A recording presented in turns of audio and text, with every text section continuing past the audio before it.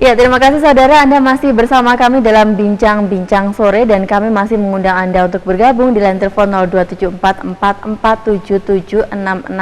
Tema yang kita bahas hari ini adalah mengenai pelaksanaan pelayanan pasca rehabilitasi BNNP DIY bersama dengan Dr. Iswandari selaku Kepala Bidang Rehabilitasi BNNP DIY. Tadi sudah banyak dibahas mengenai bagaimana rehabilitasinya, kemudian juga apa yang dilakukan setelah itu pada saat pelayanan pasca rehabilitasi, dan juga ada beberapa penelpon yang bertanya kepada Ibu Dr. Iswandari.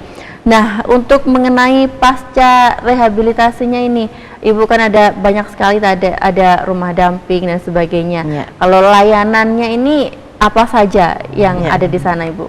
Jadi untuk layanan di pasca rehabilitasi sebetulnya ada layanan dasar dan layanan pendukung. Kalau yang layanan dasar ini yaitu komunikasi, informasi, dan edukasi. Kemudian layanan pencegahan kekambuhan, bagaimana nanti supaya dia tidak kambuh lagi. Kemudian layanan pengembangan diri, ya, pengembangan diri nanti kita undangkan pakar-pakar, mungkin motivator, kemudian untuk dia supaya untuk pengembangan diri dan sebagainya. Kemudian ada fasilitasi layanan pendidikan dan vokasional itu tadi, yang seperti di rumah damping itu ya. Jadi supaya dia nanti kita bekali. Tapi ini khususnya untuk yang belum bekerja, karena kan banyak yang sudah bekerja ya, sekolah ya tidak kami masukkan ke rumah damping karena sudah 3 bulan tadi direhabilitasi, masa nanti akan kita anu lagi. Tapi kalau memang dia memang mau untuk meninggalkan sekolahnya maupun pekerjaannya, ya monggo nanti kita assessment itu ya, nanti ada di assessment. Kemudian nanti layanan manajemen kasus, karena kan setiap klien itu kan berbeda-beda, nanti akan kita manage sendiri-sendiri. Jadi tidak istilahnya selalu bersama-sama, karena ada manajemen kasus itu. Kemudian support group, ada support group, nanti juga ada semacam support group itu, sambil juga nanti ada family support juga, kita mengundang teman dekatnya, keluarganya, supaya dia untuk menyupport, supaya dia nanti bisa kembali ke lingkungannya kembali ya. Kemudian untuk yang layanan pendukungnya itu nanti ada layanan keagamaan, jelas ada ya, karena memang itu yang penting sekali. Kemudian layanan pola hidup sehat itu ya nanti kita berikan. Kemudian kelompok bantu diri, jadi ada kelompok bantu diri supaya dia itu bisa mandiri, hidup mandiri. Jadi itu. Kemudian nanti ada family support group yang tadi sudah saya ceritakan itu tadi. Kalau konselor, kemudian motivatornya, instrukturnya itu dari mana, Ibu? Kami yang merekrut. Jadi untuk asesor itu memang sudah ada. Jadi asesor itu kan ada medis dan non medis. Kalau medis itu jelas dari dokter ya, jadi asesor medis. Kemudian kalau yang non medis itu dari berbagai ilmu gitu, latar belakang ilmu itu bisa, asal dia sudah dilatih menjadi asesor. Kemudian kalau konselor pun ada 2, jadi ada konselor medis ya, konselor medis itu misalkan untuk MI ya, motivasi interview, itu banyaknya nanti dari medis memang diutamakan. Karena berbagai macam konseling ya nantinya. Berbagai macam metode-metode konseling, ada motivational interviewing, ada SBRT, ada CBT, ada macam-macam. Jadi nanti tergantung. Jadi bukan hanya medis saja ya, Bu? Ya, jadi nanti konselornya ini ada juga konselor edik. Jadi konselor adik ini berasal dari mantan penyalahguna, namun dia sudah clear, betul-betul sudah clear dan sudah dilatih, mempunyai sertifikat yang melatih dari BNN pusat kemarin. Jadi untuk sharing pengalaman bagaimana bisa sembuh total gitu ya, Bu ya. Malah justru dia malah kalau bisa mengajak supaya dia sama dengan konselornya. Jadi ada motivasi bahwa memang betul-betul tadi yang ditanyakan betul-betul ada yang sembuh, memang betul, bukan sembuh ya, tapi pulih sebetulnya.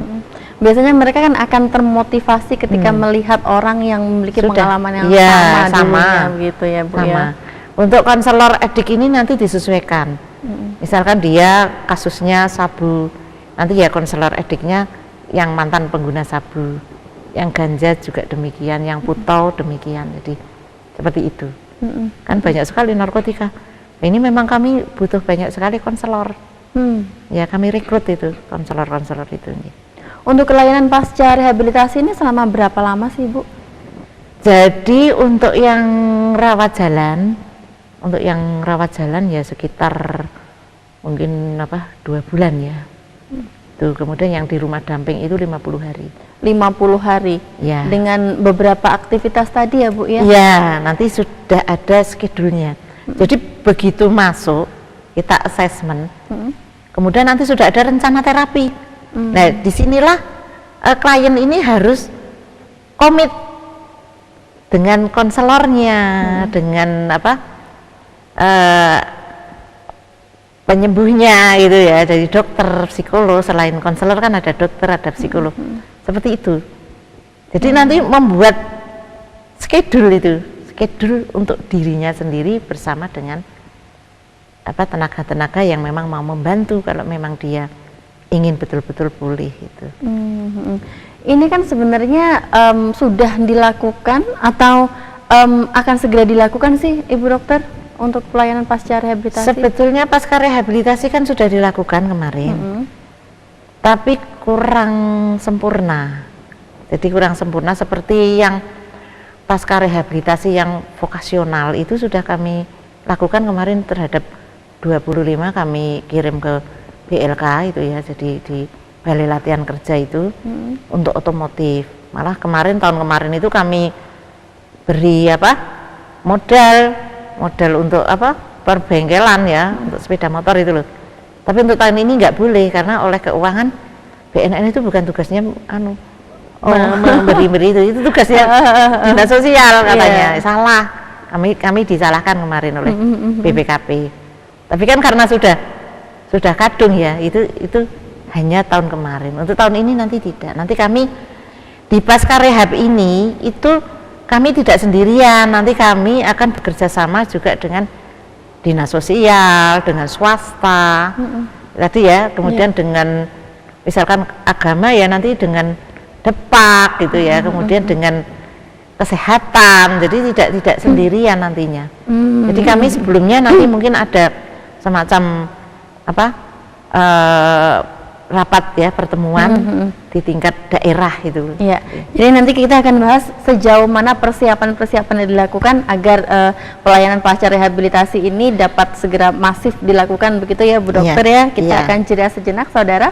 Pastikan tetap bersama kami dalam Bincang-Bincang Sore.